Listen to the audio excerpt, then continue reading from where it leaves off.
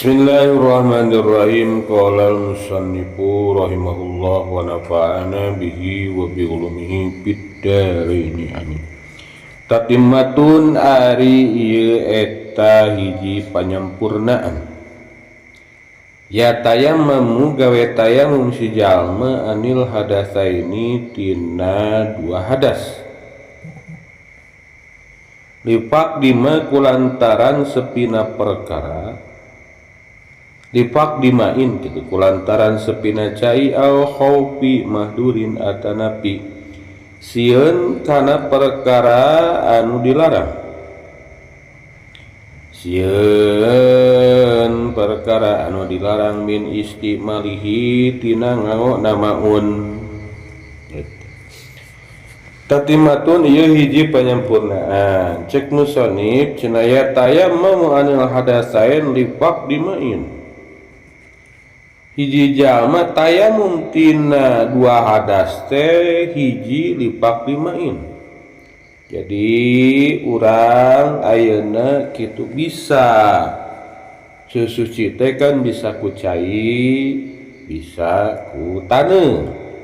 Ku cai ngaranna wudu atanapi adus upami ku taneuh ngaranna tayamum. Tayeu marek nyaritakeun tayamum. Urang bisa tayamum keur nyucikeun dua hadas, baik itu hadas leutik, baik itu hadas gede. Hiji alasana teh lipak dimain. Kulantaran teu aya cai. Jadi sabab kahiji anu matak urang bisa tayamum susuci ku taneuh teh pak dimain teu aya cai. Bona teh usum halodo, heug halodona panjang, kuat ka balong sararaat, sumur sararaat, sumur bor teu ngarocor, ese neangan cai, geus ka ditu ka dieu neangan teu meunang, tah bisa urang ku tayamum. Tayamum teu nanaon ku taneuh. Neangan taneuh anu suci anu teu kakenaan ku najis tah bisa kurang dipake tayamum aya tata carana. Jadi tayamum teh aya sabab-sababna, aya syarat-syaratna, aya rukun-rukunna, aya pabatalan-pabatalanna, aya pasunatan-pasunatanna. Jiga wudu taya mah nyaritakeun sebab-sebabna. Hiji nyaeta teu aya cai, kaduana khaufi mahdurin sieun kana perkara anu dilarang min istimalihi tina nganggona cai. Kaduana cai mah aya tapi urang teh sieun da cek dokter hati-hati pak cina penyakit ini mah jangan sampai kena air. Kalau kena air bakalan tambah parah, bakalan membusuk bohna teh, bakalan memburuk. Hindari air bohna teh. Cai mah aya tapi urang khaufi mahdurin sieun anu diulah dicarek ku dokter bohna teh tina naon eta cai tah eta kumaha tu urang wuduna toharona geus tayamum ku taneuh we gitu. Atanapi oge ayeuna bohna teh aya cai mah ngan caina bohna teh khusus keur nginum. Aya cai mangan ieu cai khusus keur nginum. Eta sami teu naon urang bisa tayamum. Atanapi oge aya cai mangan kudu dibeli, hargana leuwih mahal tinimbang ayeuna harga standarna. Biasana bohna harga cai bohna ieu mah saemer bohna 20.000, heug ieu jadi 500.000 atanapi 200.000. Hargana teu normal, tah geus tayamum mun mahal-mahal teuing. Gitu. Jadi hiji kulantaran emang taya cai, kaduana aya cai mah tapi mungkin hiji ayeuna urang sieun hopi mahdurin cek ahli khobroh cek dokter ulah kena cai bohna teh atanapi aya cai mah tapi bohna teh lihat si hayawanin muhtaromin lamun cek nasapina teu ayeuna kitu satu hewan mun teu nginum bisa-bisa pae bohna teh ya eta tayamum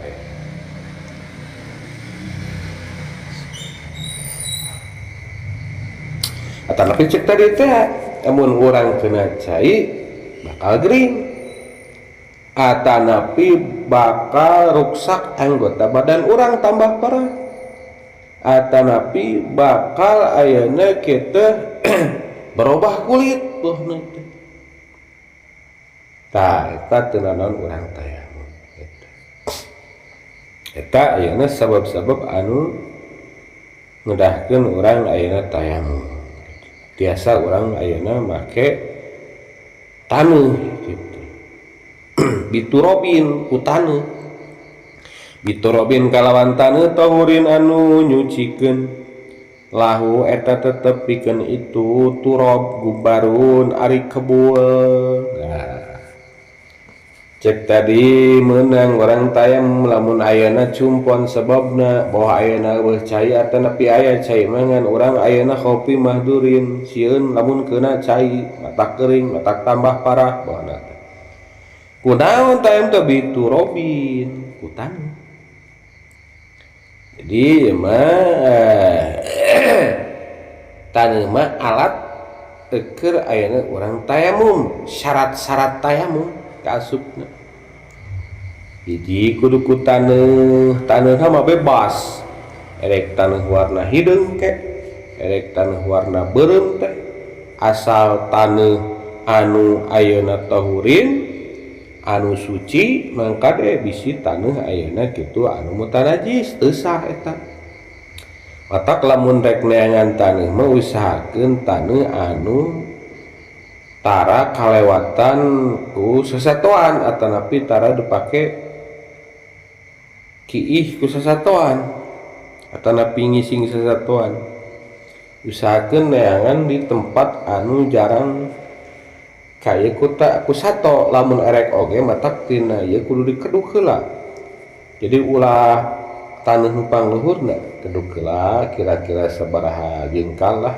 baraha senti tah kakara ala anu jerona ulah pas luhurna bisi taneuh nu mustakmal atanapi nu mutanajis eta teu sah taneuh mutanajis anu kakenaan najis taneuh mustakmal anu pernah dipake paleungkeun hadas pernah dipake tayamum teu sah teu meunang eta tayamum mah ulah dipake ulah make taneuh urut babaturan mustakmal eta karekeun eta kudu nu suci anu teu kacampuran ku tipung bohna teh ku ayeuna kitu aci bohna teh teu kacampuran bohna teh ku semen esuning kudu taneuh unggul taneuhna lahu gubarun anu aya kebulan ulah taneuh anu lumpur bohna teh baseuh di kudu taneuh anu bersih anu garing bari aya kebulan patayam mamuk so'i dan thayyibah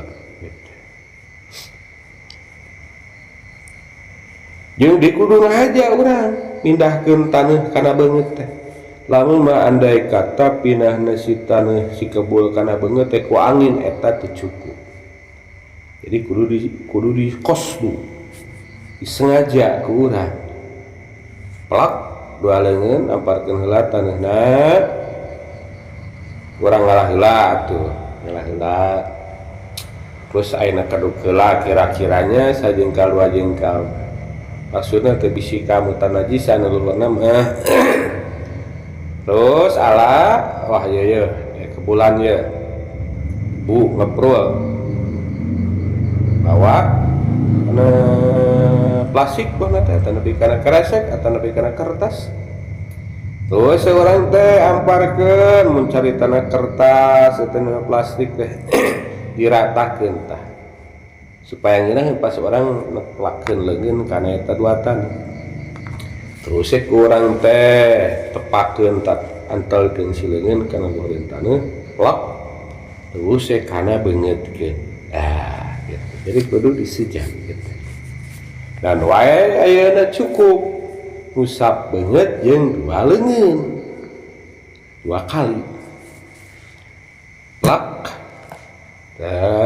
tadi sekali di plak kana beungeutkeun kupruk-kupruk heula mun hayang ieu mah beungeut kuprukeun cokot deui kana beungeut kuprukeun terus plak deui tah eta kakara leungeun ngen anu katuhu kenca ka dieu set puterkeun ka dieu tah nu kenca ku katuhu plak set puterkeun ka dieu tah kitu geus kitu kuprukeun sakitu. Seperti lamun orang darurat bahana teh di pagunungan keur ngemah camping hese cai sedengkeun waktu salat geus ayeuna kitu asup tah tayamum teu naon hese cai cai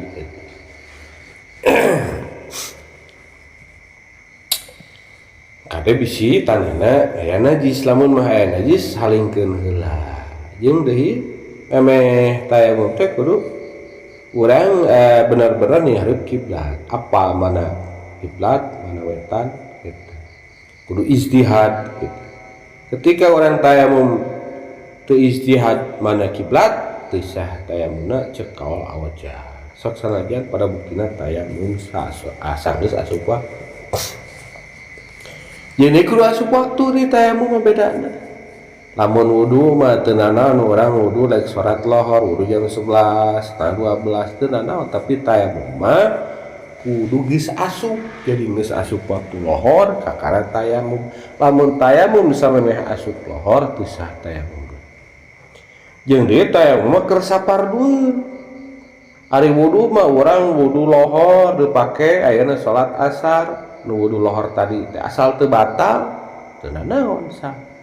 Maghrib teu sah, maghrib sah, isya sah asalkeun teu batal. Cek paribasana asalkeun teu batal baik itu teu hitut atau napi teu paantel jeung awewe ayeuna ajnabi eta teu nanaon tapi lamun tayamum mah kudu sapardu. Urang rek salat lohor terus tayamum teh eta we ke lohor hungkul. Made pake asar nu tayamum tadi lohor teu sah mun rek asar tayamum deui bedana teh kitu lik beli pardin.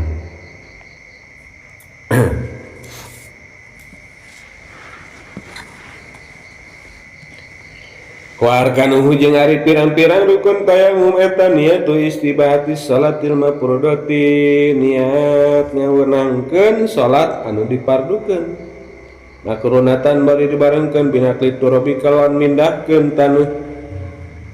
Ayeuna nerangkeun rukun tayamum hiji niat istibahatus shalah. Niat ngameunangkeun salat. Pan salat teh kudu suci gitu. Kudu suci salat teh kan. Tah di antarana ayeuna suci teh di antarana kudu wudu. Wudu kudu cai. Kumaha lamun ketika wudu cai berarti pan ku taneuh. Tah, ku taneuh eta ngaranna tayamum, matak niat tayamum kudu istibahatus shalah. Niat ngameunangkeun ayeuna salat. Lantaran geus tayamum matak urang migawe salat sah teu nanaon. Sebab tayamum lain inti tina susuci. Dari inti tina susuci mah wudu ku cai. Tayamum kan ku taneuh matak kudu niat entak kawenangan ayeuna keur migawe salat. Rek salat, rek tawaf, rek ngaragap maca Quran gitu. Matak tina tayamum mah lain niat ngaleungkeun hadas. pan ari wudu mah nawaitu rob al hadasil asgori kan gitu. Temu mah lain nawaitu istibahata lis salat gitu. Niat abdi sija ngawenangkeun pikeun midamel salat. Nah cek tadi teh susuci anu teu kuat. Da anu kuat mah nyaeta wudu ucai seolah pengganti tayamum mendarurat aya cai kakak. Tak niatna ulah niat raful hadas. Ketika ayeuna jalma tayamum niat nawaitu raful hadis asgori eta ayeuna teu cukup. Nah, da tayamum mah teu ngalingitkeun hadas. Kade wudu mah wudu, urang wudu atanapi ayeuna adus ngalingitkeun hadas. Hadas leutik wudu jadi leungit, matak nawaitu raful hadasil asgori. Ku tayamum mah anger hadasna. Ngan peda ketika jalma rek salat terus tayamum heula niat istibata salat sah jadi tah salatna. Jadi reken ayeuna suci. Gitu. Kulantaran eueuh nya ku tayamum. Tak tayamum mah cek engge teu ngalingitkeun hadas. Nu ngalingitkeun hadas mah wudu cai teh. Jadi nawaitu istibahata lis salat. Ulah nawaitu rafal hadis asgori atanapi nawaitu fardhu tayamumi ulah eta. Kita kudu niatna teh ayeuna kitu istibahatus salat. Al mafruḍah nu dipadukeun. Eta teh makrunatan binakli turab. Bari dibarengkeun jeung mindahkeun tanah. Urang plek ka dieu tanah teh dihareupeun caritana nak luhureun kertas atanapi plastik. Plek tah didinya tah urang bari ngangkatkeun teh nawaitu istibahata lis shalah. Mah kana beungeut bari dipindahkeun. Bareng urang niat istibahata jeung mindahkeun tanah.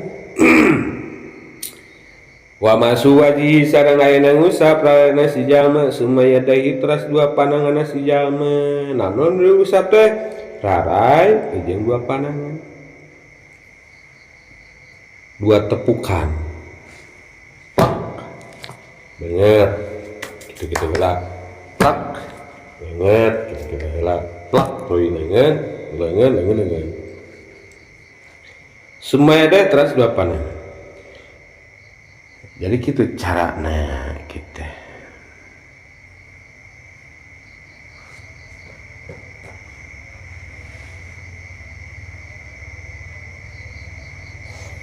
Terus di pasunatan tayamum. Tiga wudu. Aya pasunatan. Ngan diiwal non 3 kali mah pan lamun wudu mah sunat 3 kali. Ari tayamum mah ulah 3 kali 2 kali. Termasuk sunatna tenggalaan ali gitu. Terus dia ayeuna ngarengkangkeun ramu-ramu tiap tepukanna gitu. Jeung diulah waka ngangkatkeun leungeun tina anggota tayamum sehingga sampurna ngusapna. Encan kirana kaitung walatra mah sing walatra we lawaka dilesotkeun.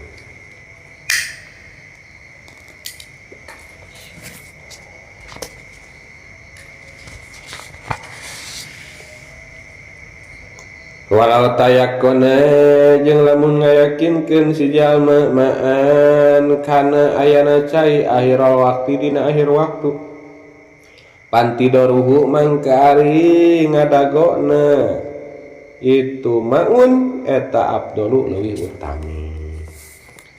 Bohna teh urang teh nyangan cai eueuh. Tapi lamun di daguan mah ya kira-kira sekian menit mah bakal aya cai teh. Mungkin aya nu ngirim, mungkin lamun ayeuna cai di Gunung Sok ngocor jam sakitu bohna teh. Tangis daguan ulah wakat tayamum. Lamun yakin bakal aya cai. bari teu beakeun waktu. Wa illa jeung lamun teu tayakon patakjilu tayamumin mangka ari enggal-enggalan tayamum, patakjilu tayamumin mangka ayeuna kedah enggal-enggal tayamum. Nyata cenah ayeuna teu yakin teu irah ngocorna cai teh geus gegeran tayamum teu yakin. Beda deui lamun yakin mah dagoan semet ayana cai sakirana masih keneh asup waktu.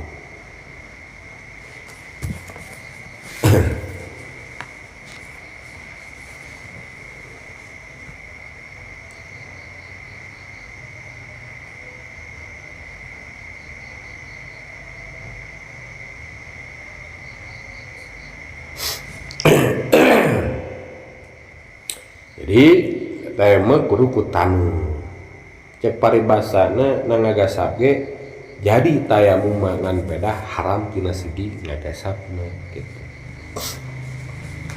Kumaha lamun lain kutaneun aya kebulan seperti kapur, sok pikeun kapur tah eta teu sah.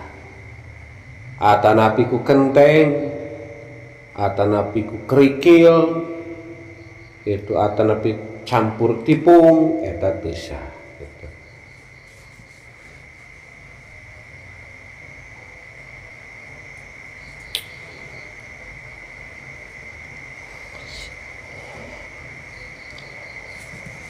Nah wae tu istibahata mubtakirin ila tuhrin bisa gitu atau nawa itu istibahata lissolah.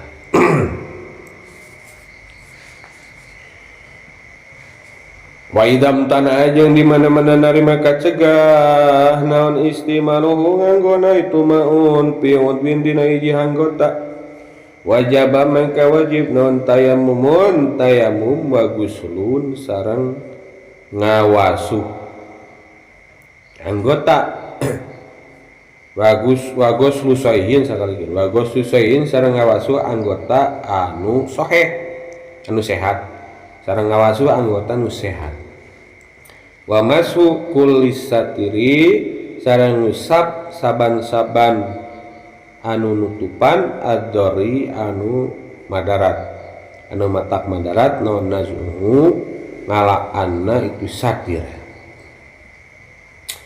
Kumaha urang teh tina awak urang teh bohna teh aya luka cek dokter eta luka mangkade ulah kacayan ari nu lainna mah cenah teu naon bohna teh cek dokter teh ari cek tadi mah ulah sama sekali make cai cek dokter teh bohna teh ieu mah teu naon ngan mangkade ta bohna teh pasna leungeun mah eta ulah kacayan. Kumaha tuh wajaba tayamumun nagoseun duanana dipake nya tayamum nya ayeuna ngawasuh numbah.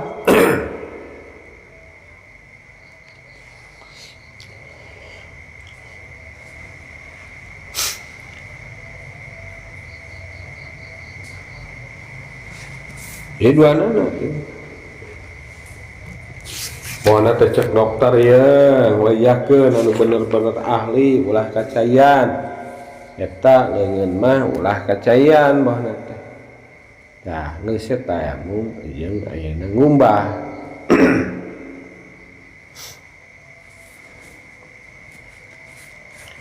Wa masuk kulis satir jeung ngusap saban-saban tutup wayahna tah kudu diusap gitu. Jadi lamun ieu mah biasa we wudu bohna contoh urang teh leungeun teh aya luka ya luka bohna teh ulah teu meunang mungkin luka bakar atawa naon teu meunang ka caya.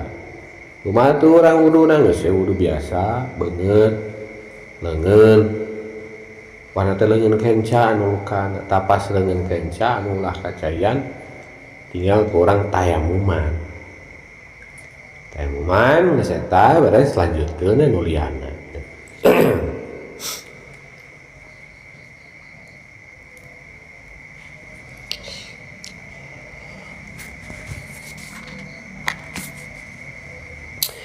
Wala tartiba sareng taya tartib terus deui wa masuk kulis satir nusap saban-saban tutup mata ngabedorotkeun lamun dilaan bohna teh lukana teh geus diperban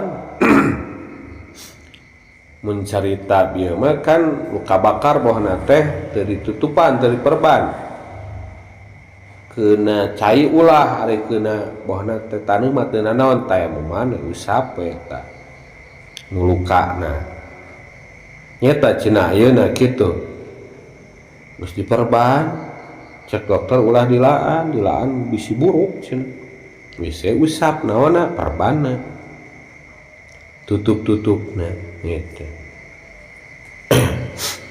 usap perban ganti tina ayeuna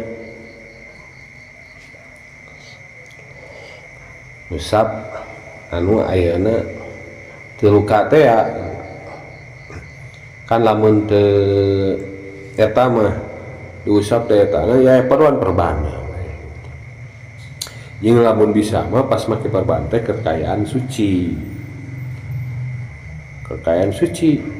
tak ke ketika wudu tinggal diusap jeung taya tartib wala tartiba sareng taya tartib eta maujud bainahuma antarana tayamum jeung goslu sahihin li junubin pikeun jalma junub kumaha lamun jalma junub boga hadas gede kayaan bohna teh aya luka anu teu meunang kacaian erek ditayamuman berarti tayamum jeung ayeuna ngawasuh nah kudu tartib keur nuju mah bae teu kedah ayeuna kitu bohna teh digabudu kitu dua ini atanapi ayeuna dua anggota patayamumani mangka wajib tayamum dua patayamumani mangka ayeuna tayamum maka wajib ayeuna dua tayamum patayamum maka tayamuman itu udwain gitu dua cenah luka nah suku hiji ngalengan hiji geus dua tayamum wala yusolli sareng ayeuna teu salat si jalma bihi kalawan tayamum illa fardhan wahidan aing padu nu sahiji lamun ayeuna rek migawe salat lohor kudu geus asup lohor terus tayamum terus salat lohor teu bisa dipake ayeuna eta tayamum teh keur salat asar walau nadon sesanajan salat nadar sami we sakali gitu wasoha sareng sah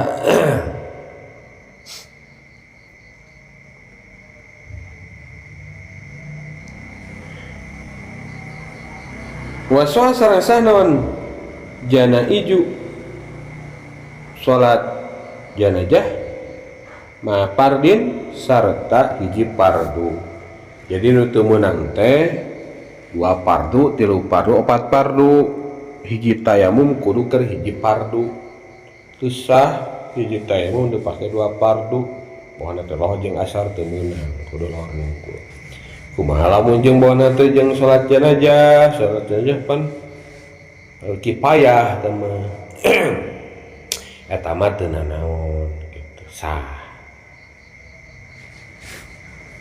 salat janajah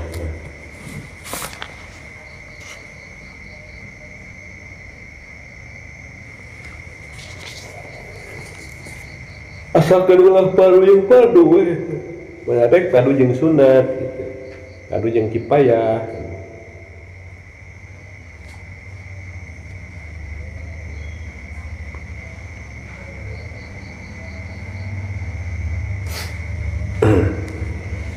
wa nawaqiduhu